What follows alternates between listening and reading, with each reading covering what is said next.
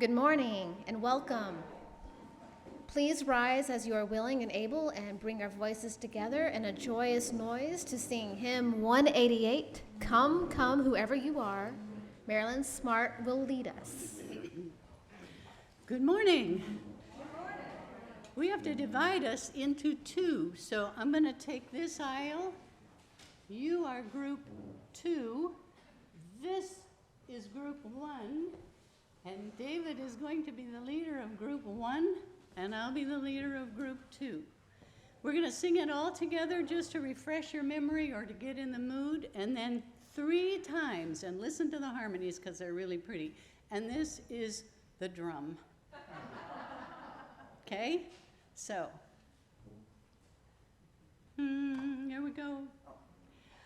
Come, come, wherever you are, wanderer, worshiper, lover of leaving. Ours is no caravan of despair. Come yet again, come. Come, come, whoever you are, wanderer, worshiper, lover of leaving. Ours is no caravan of despair. Ours is no caravan of despair.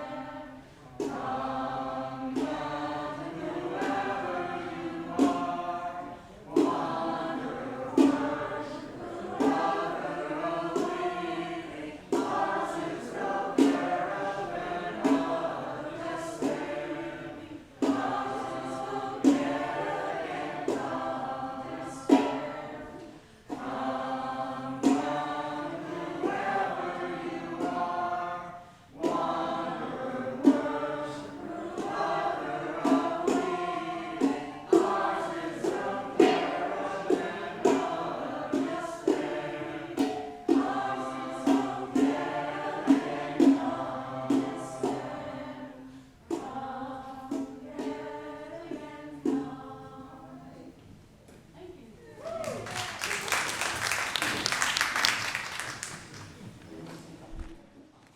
Good morning.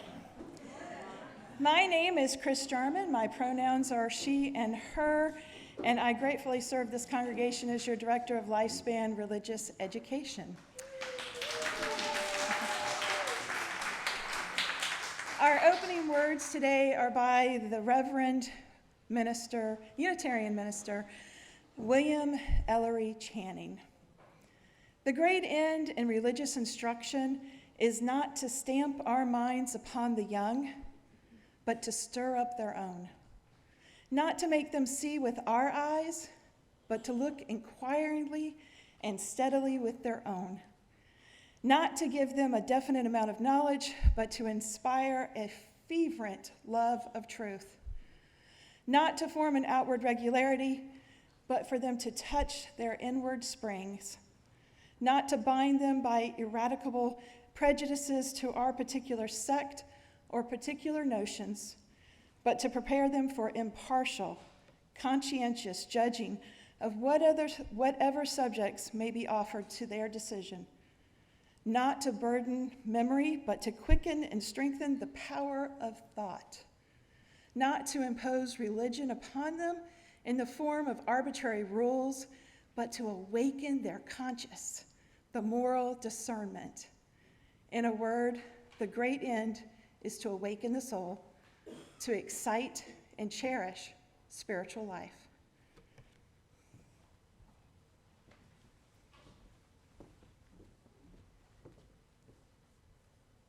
We now invite John and Leah to light our chalice.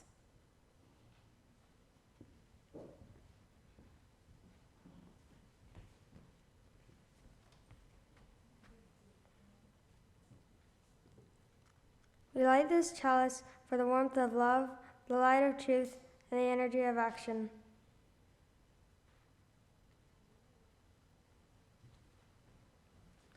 Please rise in body or spirit as we sing our call to worship. You can find the words printed in our order of service.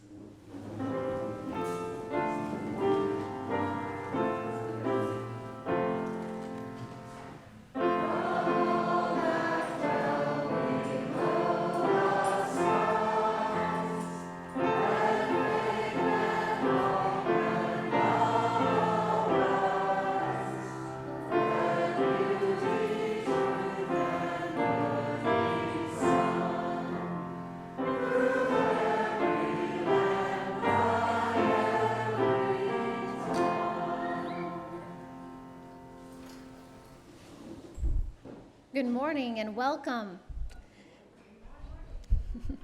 My name is Erin Rogers, and my pronouns are she and her.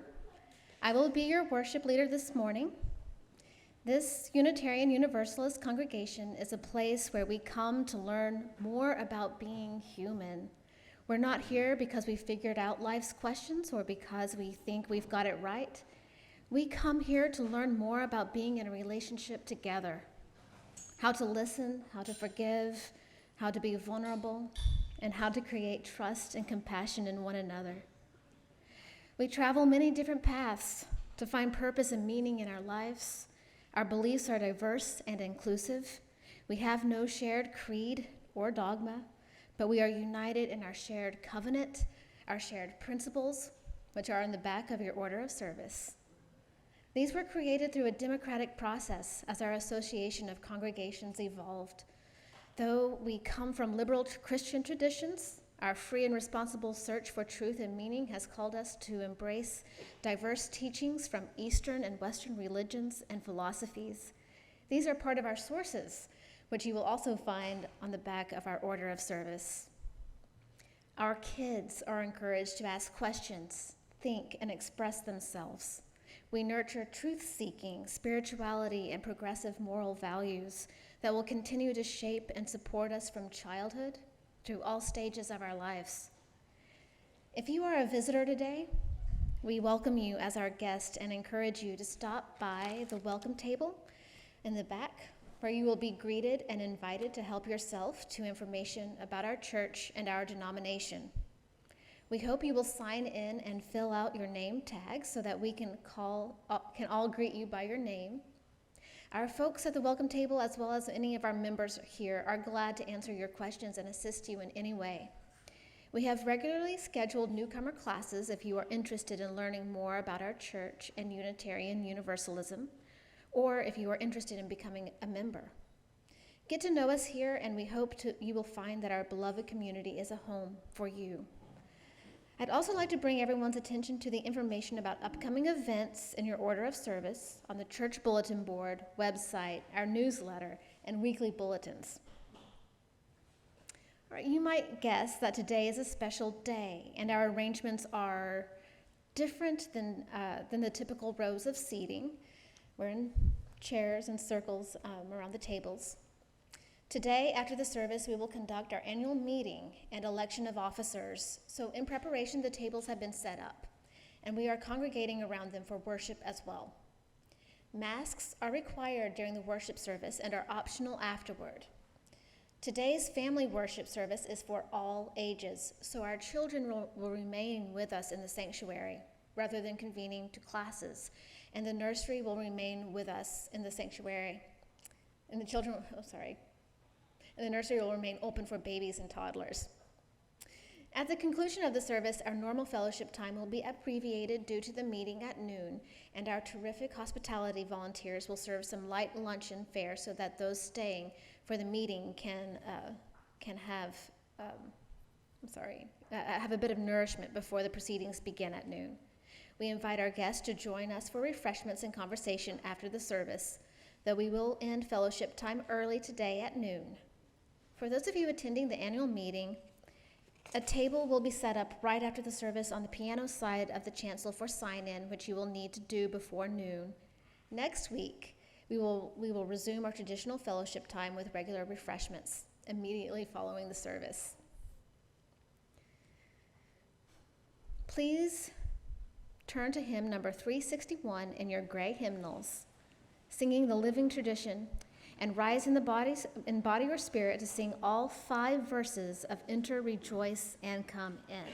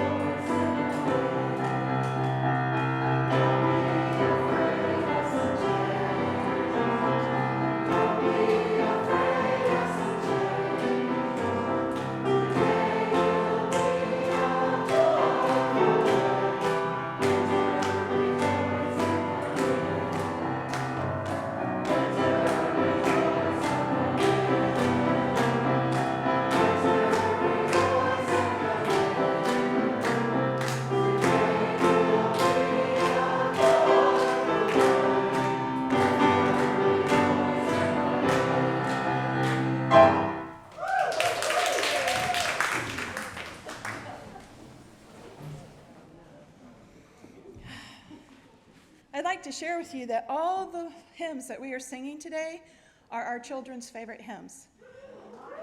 So that one goes out to the sings.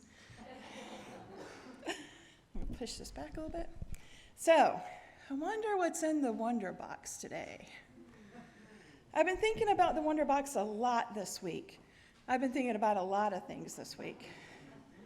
The whole idea that our box is full of endless possibilities of stories and lessons and how we grow and how we change just by hearing what it contains. I also have been thinking about how the lid of the Wonder Box is a metaphor. So a metaphor is something that represents something else. So metaphorically, it represents our minds and our spirits, which when we open them are full of possibilities. We just need to open them, right? So let's get ready to open our minds and our hearts to today's story. But first, I'm going to need some volunteers. If you are sitting in this sanctuary right now, please raise your hand. Now look around you. Everybody raise your hand. Yeah, because you're all in the sanctuary, right? It's not debatable. Well, I don't know. Some people could. But so when you look around, every single one of you has volunteered to be part of the Wonder Box today. So because you are the Wonder Box. Think about it. When you open your heart and you open your spirit to the story, you are the possibility. So today I want to share a story called Maybe with you. And it's written by Kobe Yamada, and the crazy awesome part is you're all in it. So there's a main character, and I want you to think for a moment. I want you to become the main character. There are two characters in this story. There's the storyteller, and there is the character that is listening and receiving the story. I'd like you to open your minds and your hearts to what the storyteller has to tell you today. Have you ever wondered why you're here? You are the only you there ever has been or ever will be. You have so much to offer. Maybe you will invent something that no one has ever seen before. Maybe you'll build things that reach high into the sky. Your life is yours. Try as many things as you can. Try to see as much as you can see. Wherever you go, take your hopes, pack your dreams, and never forget it is on the journeys that discoveries are made. Maybe you will help others to see the beauty in each day, or maybe you will lift a cheering crowd onto their feet. Do everything with love. Follow your heart and see where it may lead you. Maybe you're here to shine a light into places that have been dark for far too long. And maybe you will speak up for those who can't speak for themselves. Maybe you are here to help in ways that only you can. There will be struggles, there will be fears, and let's be honest, it's not going to be easy. And at times, it will feel really hard, and you might make a mess of things, and you may fall down, and you may fail, but you will always get back up. And you will rise a little stronger and a little taller because there really is more inside of you than you know. And this world needs your gifts, your talents, your big ideas, and maybe no matter your age, you are just getting started. What if you are only scratching the surface of what you can do and who you can meet? What if you have talents you haven't even discovered yet? There is something powerful, even magical, about you. You already have everything it takes to do the big things. Maybe you have no idea just how good you really can be. And maybe you don't know how much you matter. But maybe, just maybe, the world has been waiting centuries for someone exactly like each one of you. One thing is for sure, you are here. And because you are here, anything is possible.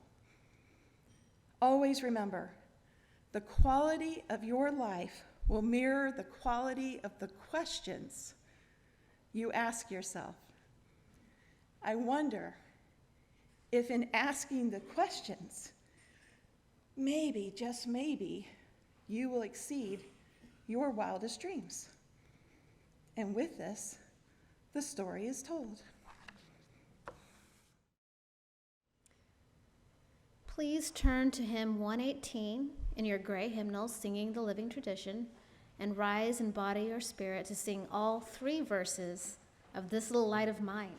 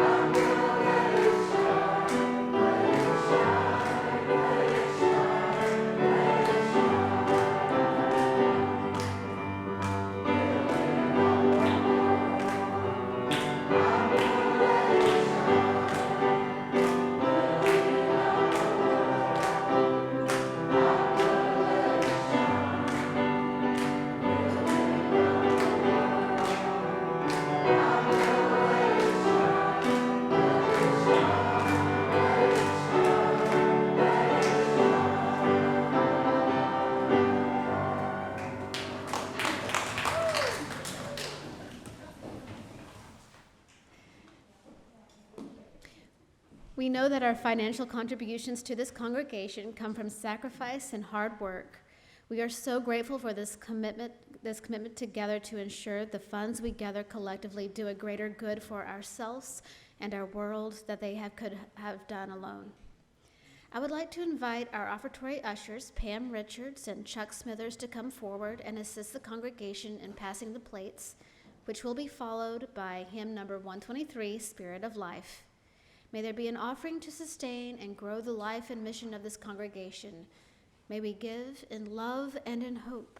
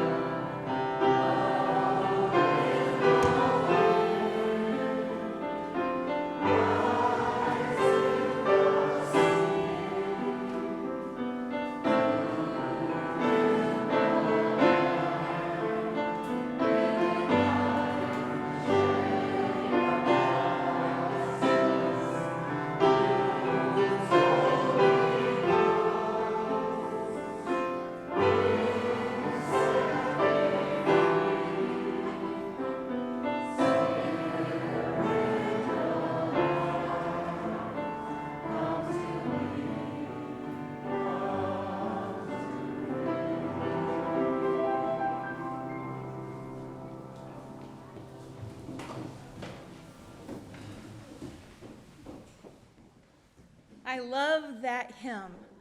Roots hold me close and wings set me free. That's what faith development is all about. It's what faith is about. It's like grounding us into the ground so that we have the freedom to soar and be everything that we want to be. It's a beautiful hymn. So, today we're going to do a homily. And I told you earlier I've been thinking a lot, which is exhausting sometimes. So one of the things I've been thinking about is liminal space or time. Liminal means threshold, the space between the spaces. Not quite here, but not quite there either. Kind of like when your cat or your dog is like half in the door, half out, but they can't really make up their mind. They're not here nor there, but they're just in between. You ever seen that happen? Yeah, it happens all the time. So, we are entering into one of those liminal times of the year, the end of the school year. It's the in-between time, getting ready to start a new grade, but not quite there yet. Just graduated from high school, but haven't really moved on to the next big thing yet. For the congregation, it is a liminal time as we continue the reopening process between what we were and what we are becoming as a beloved community. It's also a time when I, as your DLRE, am moving to a new place, and you, as a congregation, are beginning the process of hiring a new DLRE. How about you? Can you think of anything that is liminal for you right now? Hold that thought for a minute. Take a deep breath. We forget to breathe, don't we? How does it feel in your body when you think about being in the space between the spaces? How does it make you feel? Does it make you uncomfortable? Does it confuse you? Does it feel sad? Does it feel exciting? Does it feel happy? Is it full of possibilities? Because you don't really know yet, do you? I'm feeling a lot of those things. This is my last time in the pulpit here at Buckman Bridge. Of course, I'll be sharing more stories with you in the next few weeks, but not from the pulpit. And I'm going to be honest with you. Up until late yesterday afternoon, I was still undecided about what to speak about today. Liminal space. I was in a liminal space of indecision because there's so much that I would like to say and do with you still. In the end, I decided I want to share with you what I personally believe about Unitarian Universalism and how I hope all of us will continue to grow in our faith development. So number one, and I'm going to need help trying to remember what number I'm on, so pay attention, okay, guys?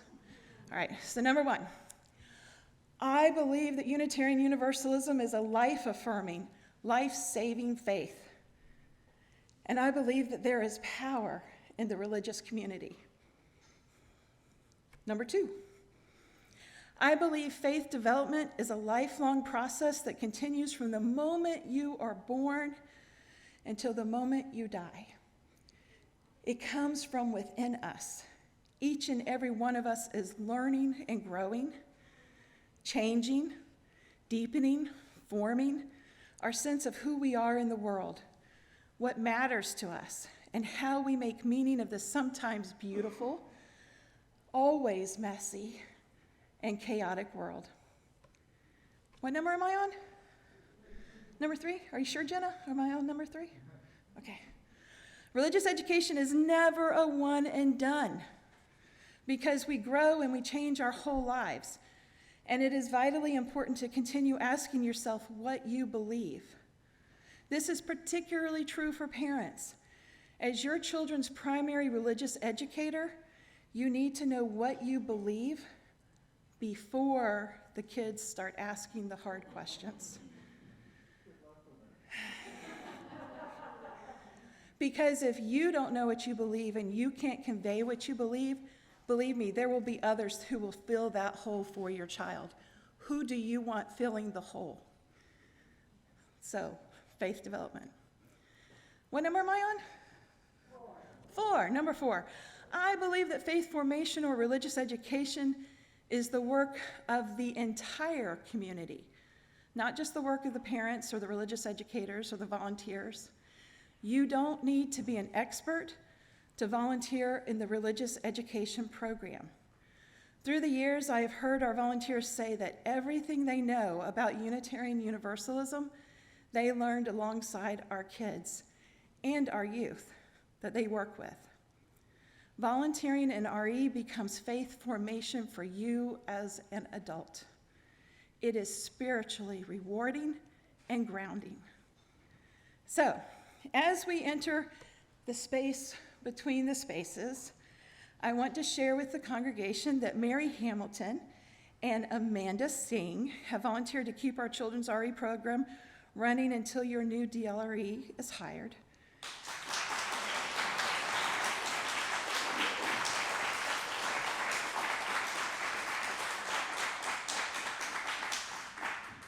And they are your LRE co-chairs this year. And then I would like, if I call your name, if you'll please stand if you are here. Let's give some love to these awesome folks who keep the program going year after year. Mary Hamilton. Amanda Singh. Marilyn Smart. Joni Mascal, Erin Rogers,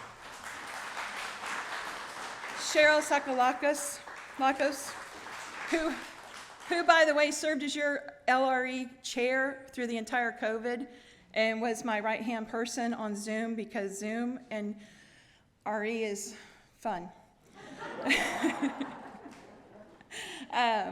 Annabelle Galavernos, Carly Brown, Debbie Atkins, and Tara Crisp has volunteered to coordinate our nursery staff and volunteers,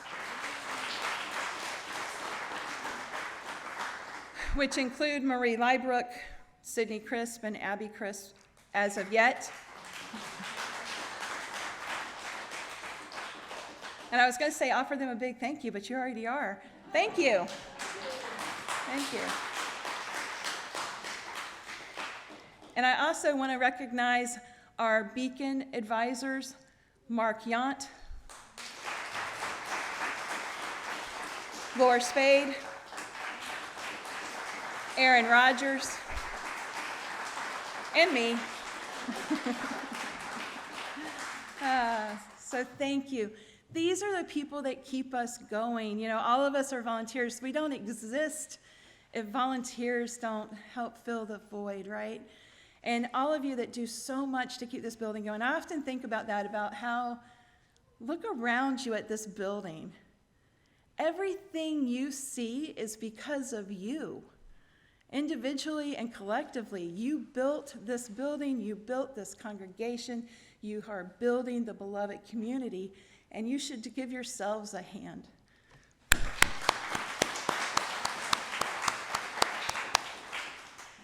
And continuing with our theme of celebrating growth, I can't wait to see what comes next for BBUUC with your new director of Lifespan Religious Education. Just think of all the possibilities and what all you can nourish and grow in the coming years, because it just gets better and better. So, right now, you may have noticed there are baskets on the table. So we're going to do an exercise, because, you know, in RE, we always do something. We like to do things. So I want you to look. There's flowers, and there's pens and markers. The flowers are part of our theme of celebrating growth. They also make me think of our flower communion service. Do you guys remember that? We had it at the beginning of the month, and we learned that Reverend Chopek invited all the congregants to bring a flower to church.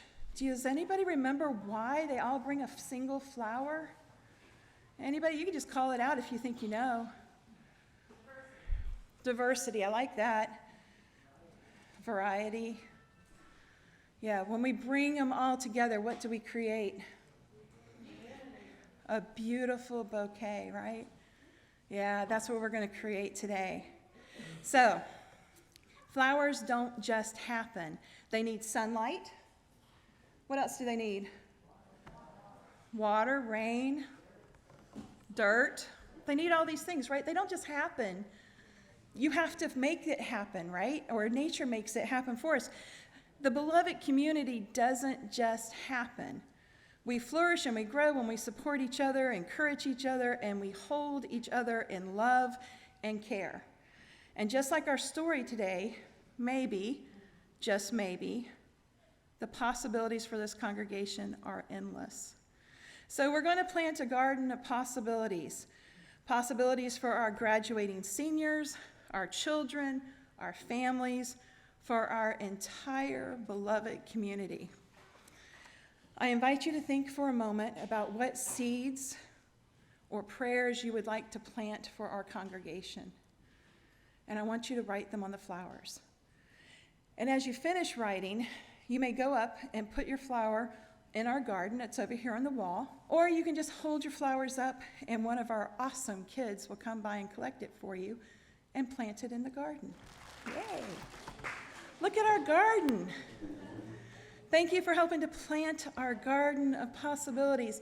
This will be in the hallway so that you can read it for the next couple of weeks. Because we are the blessing that will make the seeds sow. Thank you, Amanda, for helping us out. Before our time comes to an end, I'd like to offer a blessing. A blessing. I want to offer you a blessing. I am from Georgia. Written by the Reverend Heather Concannon. Blessed are you who feel the call to nurture the next generation of our faith and who take that call to heart. Blessed are you who are inspired to share the gifts of this faith, the gifts that this faith have brought you, and those who are being raised among us and those yet to come. Blessed are you who remember that the gifts of wisdom, love, and service can be found in people of all ages.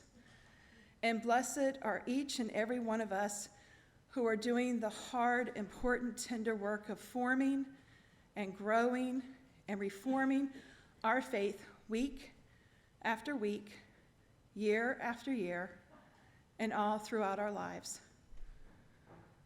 Amen. And for myself, I wish for you to have roots to hold you close and wings to set you free.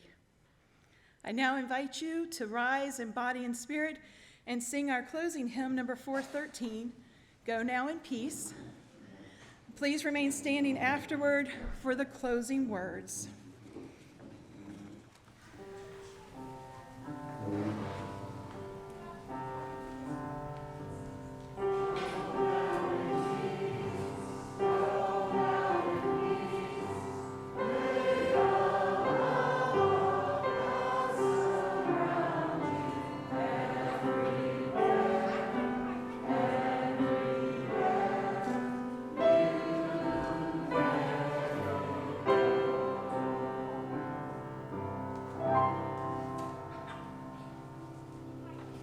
Invite John and Leah back to the chalice to extinguish the chalice.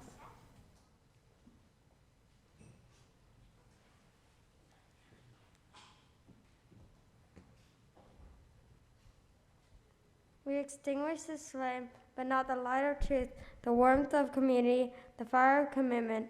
These we carry in our hearts until we are all together again. Amen. Ashe, blessed be.